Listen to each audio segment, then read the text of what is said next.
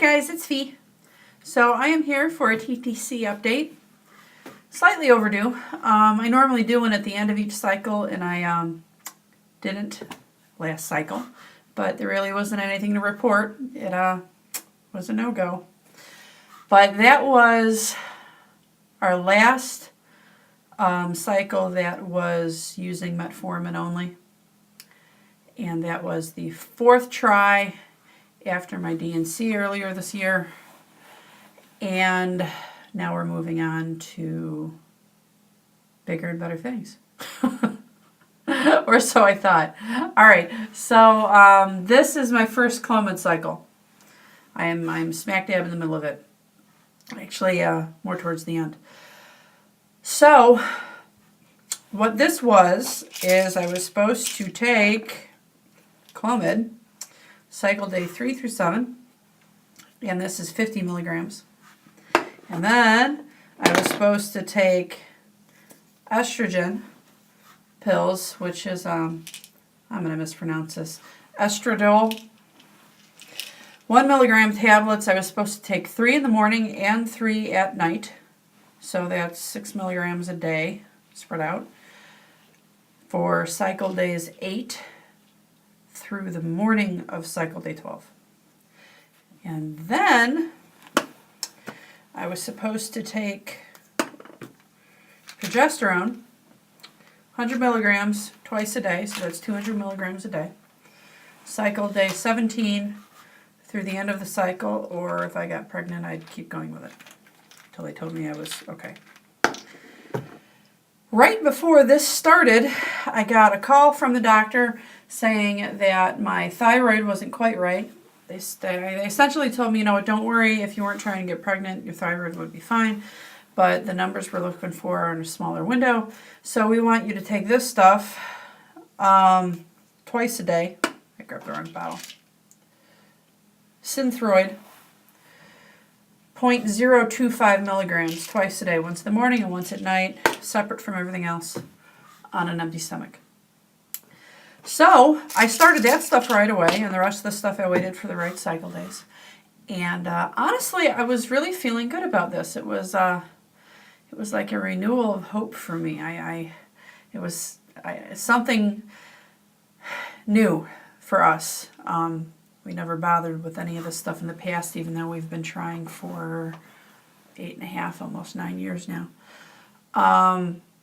So it was something new. It was forward progression, and of course I had a good feeling about it because it was moving forward.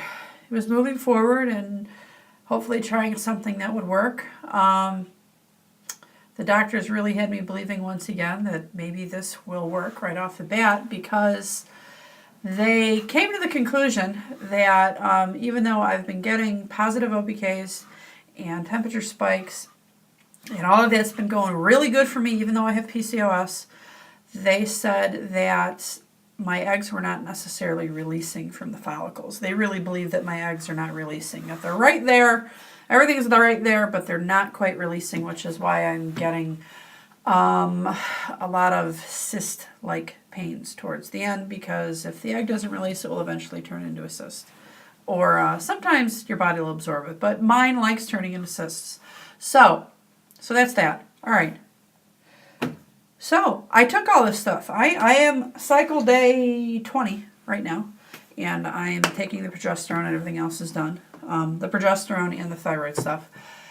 And side effects. I really didn't get that many side effects right away, at least. They warned me right off the bat. They said, you're going to be an emotional roller coaster. You might want to warn your husband. He was actually there and he laughed. But I didn't get anything. I didn't get emotional roller coaster. I didn't get, what are some of the other stuff I've heard? Night sweats, shakes. I didn't get anything like that. So I thought that was good. And then the estrogen started, and slight TMI warning here. I felt like I had more side effect from that, because when those 7 days that I was taking the estrogen, it was like the waterworks down there. Really, it was ridiculous. If you get my meaning, enough said on that. So, other than that, I was fine. But then I hit like, I don't know, cycle day 15, and I don't know if all of these hormone meds had to like marinate or ferment before they started taking effect, because I was crazy. I was serious emotional roller coaster. And I said to a couple of people, I think I put this on Facebook too, I don't know whose bright idea it was to give a bunch of women who are emotional through this journey in the first place a bunch of medicine that's going to make the hormones even crazier and the emotions even crazier and the roller coaster ride that we're already on even nuttier. I don't know who thought that up, but bad idea. Just saying. So yeah, I went from pissed off to crying to happy to sad all in like 2 minutes. It was ridiculous. And then I would say the last 2 or 3 days, I've been nothing but irritated at the world. But that may actually be caused by what I'm about to show you. I don't know if that's caused by the medicine, but maybe a little bit of both. So, what did all of this do for me? Well, other than aggravate me, it didn't do anything. Now, I know a lot of people and a lot of things on the internet, the doctors and all that will tell you that, sometimes Clomid can affect your cycle in bad ways. Sometimes it takes a month or two for it to kick in and get your cycle in gear. Sometimes it can make you not ovulate. Sometimes it can make your cycles be, longer than they should. And, the doctors tell you right off the bat, if your cycle is longer than 35 days or if anything goes wrong, call us. Well, needless to say, I'm going to be calling in a couple of days. I figured I'd give this a little bit longer before I ripped somebody's head off. But I more than likely am going to be calling the doctors. First off, they wanted me on 50 milligrams of Clomid for 3 months, and if it didn't work, go to 100 milligrams for another 3 months. And frankly, I've decided I am just not willing to waste 6 months on Clomid. I've wasted enough time of my own accord, and I don't feel like wasting anymore. I don't see any reason why the dosage can't be upped sooner, because they flat out told me if either one of these dosages don't work, I will be referred to an RE because my OB does not do in-office IUIs or injectables or anything. And I do have the type of insurance that requires a referral, so I have to wait for that point before I can go anywhere else. So, problem. The problem it caused is I am cycle day 20 and I have not ovulated yet. Now, I used to ovulate right around cycle day 14. After my DNC, I ovulated somewhere around 16. I think one time it was on 17. It's never been any later than that. And I can always kind of tell when it's coming on because the lines on the OPK slowly start to fade in. There was once or twice where it just kind of seemed to come out of nowhere, but it wasn't like from white to two dark Sharpie lines. There was always a little bit of a warning. So I can tell that something is very wrong. And my temperatures, I have been temping, reflect that also because I have not spiked. I do not have crosshairs on Fertility Friend. I've got nothing. My temperatures started at 97.4 while the red plague was still here. And that's common. I mean, the temperature kind of normally stays up a little bit. It needs a couple days to start dropping. It did drop after that. And between that point and now, the highest my temperature has been is 97.3. And that is definitely pre-ovulation temperatures for me. I'm going to show you these tests. I have been taking 2 different brands. I've done that in the past. Only this time I was doing the internet cheapies and I was doing the regular digital clear blues. Not the advanced, just the digitals that tell you whether you are in LH peak or not. And neither one of them look good. So Here you go. I'm going to show you what I got. You can see why I'm irritated. We're going to start at cycle day 10. They wanted me to start testing at cycle day 10, even though there's no way in hell I would ever ovulate that early. But I figured I better follow the directions just in case this really is the miracle drug for me. And you can see both of those tests, the top two, the pink one and the blue strip, were taken at the same time. They both show nothing. We go down, we still got nothing, and we still got nothing. Now on cycle day 12, on cycle day 12 right here, I started taking it in the PM.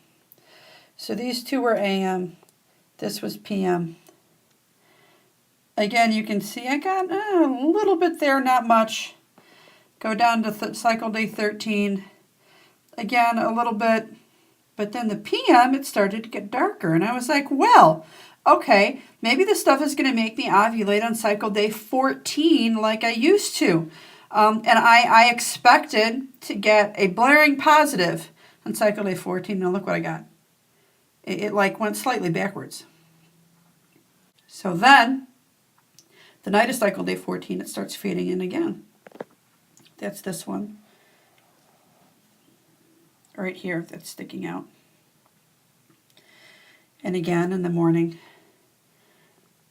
it looks about the same.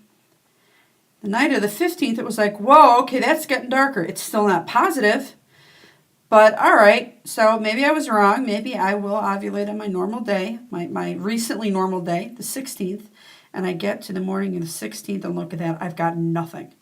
It like went backwards. So then I keep going. That's 16th PM. I started taking both tests at the same time because I started getting irritated. Mind you, none of these clear blue tests, the pink ones, none of them said I had a surge. All of them were negative. And then I go down to the 17th, and again, there's hardly anything. 17th PM, again, look at this. It starts again. Now this time it's even darker. That's almost positive on the blue one. But the pink, clear blue, right above it, said no. So I kept waiting for a positive, and I got to the 18th, and again it went backwards. So it's like it starts to fade in, it wants to do it, and then it goes away. And then it starts to fade in, and it wants to do it, and then it goes away. And again it happened. This one sticking out here is the cycle day 18 PM. Again it starts to look dark. That's almost positive, but not quite there. That particular one I didn't actually take it clear blue along with it. Part of me regrets not doing that because I'm curious if the clear blue would have said that that one is finally positive. But based on the way these strips have looked for me in the past, I can say that that one is not positive. It is normally much, much darker than that. So then I go to the 19th, and again in the morning it starts fading. The 19th PM, and this one is the latest one that I took this morning. Cycle day 20. I have not taken one tonight yet. So, you can see my aggravation there. And by the way, that one on the 18th PM that I was questioning, the temperatures do not show that being an ovulation. I would have hit a spike by now because that's 18th PM, and it is now cycle day 20. Sometimes I have a day or two lag on the spike. So I could probably say for sure tomorrow morning, but as of right now, the temperatures are not showing that any of these were an ovulation. So that's that. I'm quite aggravated. I'm quite aggravated that the meds I was looking forward to hopefully helping me actually appear to have caused backwards progression. So I'm not happy about that. I'm going to give this a day or two. If I have anything more to add on to this, I will tack it on after this segment. I wanted to get all of this out of my brain and get these strips on video. Probably also take some pictures of them in case my OB wants to see them. Because the number of strips I had here was starting to get out of hand, and I didn't want to lose anything. So that's why I'm recording this now, but I may not post it right away. I may wait a few days, see what happens. If I have to call the doctor, I may add on what they have told me. If any of you have experienced this, please let me know. A few people did tell me that they experience late ovulation on Clomid. I think I'm past late ovulation. A lot of people said they don't ovulate till cycle day 18 or 19. I'm now at 20, and it's not even remotely looking like it's close. Plus the up-down craziness kind of worries me. I know that's a sign of PCOS, but so far I have not had classic PCOS. They say mine is more of a blood level thing than it is anything else. I've never had a problem with at least getting a positive OPK and getting my cycle relatively close to on time, the red plague that is. So I suppose it could have finally reared its ugly head, but that's a little bit too circumstantial for me that this happened on the month that I started taking Clomid. So in my mind, something with the meds is not working right, or maybe it needs a month to kick in and my body is like, whoa, what's this stuff? All I know is right now, I'm going to steal this line from someone. I thought it was quite funny when they told me this. Right now, I would love to rip my ovaries out and beat the hell out of them into working. Maybe this will be a blessing in disguise, and they will move me up the ladder and say, okay, let's try 100 milligrams next month, and if still nothing, then I'll get to where I really want to get to, and that would be the RE. So maybe it's a blessing in disguise. We'll see. We will see, but it is unfortunate. I don't know. It's one thing to try something new and be looking forward to it and have it not work. It's a whole other thing for it to cause backwards progression. So, before I finish this segment, I'm going to add on my chart, my temperature chart, right here, and you will see that there ain't no ovulation there.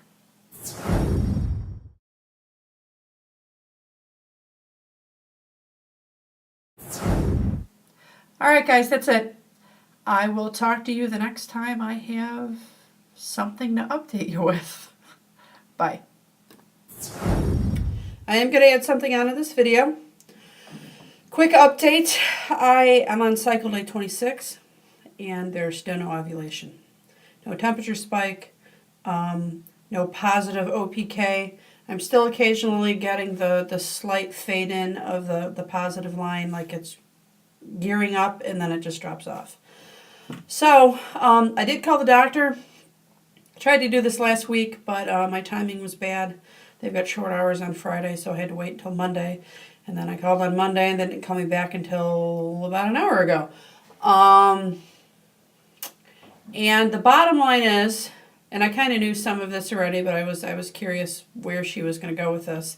The bottom line is there's a good possibility that I'm resistant to Clomid. I guess this can happen with people with PCOS. That's the part I was familiar with already. It can actually cause adverse effects or flat out just not work. And I think I've got a little bit of both of that going on. So she wants me to wait to make any decisions on anything until we see whether or not I get a red plague. Part of me is thinking I'm not going to. I mean, but I'm no specialist. We'll see. If I don't get it on time, she wants me to take a pregnancy test and then give her a call, and we can go from there.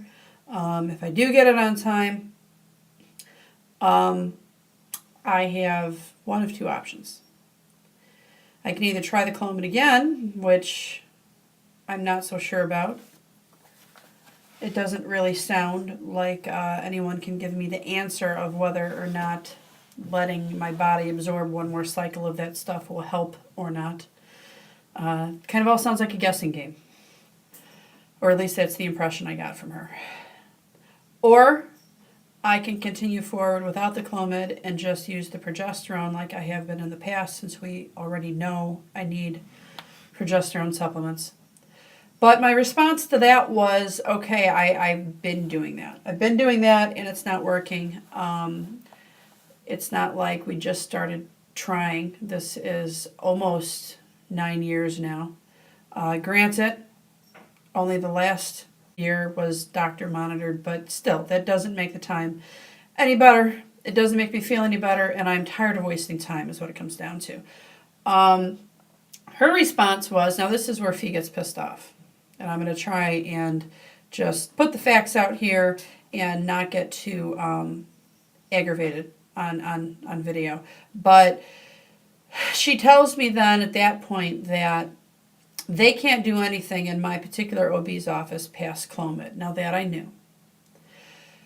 At that point, they would refer me to an RE or a specialist. And I said, well, I don't have a problem with that. I don't know if you guys thought I had a problem with that, but I don't. And she said, no, that's not it. It's your insurance. And at this point, I was already starting to get aggravated because I had a feeling I wasn't going to like what she was about to say. Because my insurance is not cheap. We're just going to leave it at that. My insurance is not cheap. It's not some no-name, only covers half of what you need, or if that, kind of insurance. It's a well-known insurance in my state. The policy is good. It does cover some infertility, not everything, but I'll take what I can get. But apparently, none of the REs or the specialists in my group, because it is an HMO, accepts this insurance, even though it's the most well-known one that's used in Illinois. I don't understand that at all. So she said she thought she had one other patient that had this issue, and she was going to try and figure out or try and remember who it was and see if the specialist that they ended up referring that patient to will accept me, because I guess they did get the insurance accepted by one lone person in the group. And you should also know the insurance group that I'm in isn't small. I live very close to Chicago, so use your imagination. So she's going to call me back with that information tomorrow morning, and if I don't like what she has to say, or if I don't like the specialist that she gives me, because I'm certainly going to do a little research on whoever she throws at me, if I don't like any of that, then I guess I'm going to have to play the jumping around game with my HMO group number and try and find someone that is good, that does accept the insurance that I have, and then I'm just going to have to change my group, I guess. It's not like I can or am willing to change my insurance. It is offered through my work, and like I said, it's a good one. So that's that. I am quite aggravated because I don't like any of the answers I was given. The fact that there is no answer to why Clomid is doing this to me. There is no answer of what she wants me to do next. She literally said if I want to try the Clomid again, I can, but if I don't want to try the Clomid again, that's okay too. In which case I said, well, I'm only on 50 milligrams of Clomid, so can we up it to 100? Or is that like throwing oil onto the fire? And she said that's exactly it. That's exactly it. It could make things worse. It could cause your ovaries to end up overstimulated. So that's where I'm at. I'm currently in La La Land. I'm in Dr. La La Land. That is what I'm in. So I guess at this point I'm just going to hope that I get a red plague, because there is no way I could possibly be pregnant right now because I didn't ovulate. So I'm going to hope for that, because if I don't get that, who knows what will have to be done. I guess I'll have to either wait for the cycle to finally show up, or maybe she'll put me on, Provera, that forces a cycle. I've had that in the past. So that's it. Hopefully, in the end, all of this will put me ahead of the game, maybe. Because I was supposed to be on Clomid for like 6 months. So that's obviously not going to happen. 1 month more tops. As long as I can find a specialist, it'll put me out of the game. All right, I'm rambling now because I've got about 30 different emotions going through my head because all of this just literally happened. I can't think straight anymore, and I don't want to start screaming or crying on the internet. So, I know this is long between this and the other one. Thank you if you made it through all of this. I appreciate any comments, any suggestions, anything you can give me below at this point. I will talk to you guys the next time I have something to update on my TTC journey. See ya.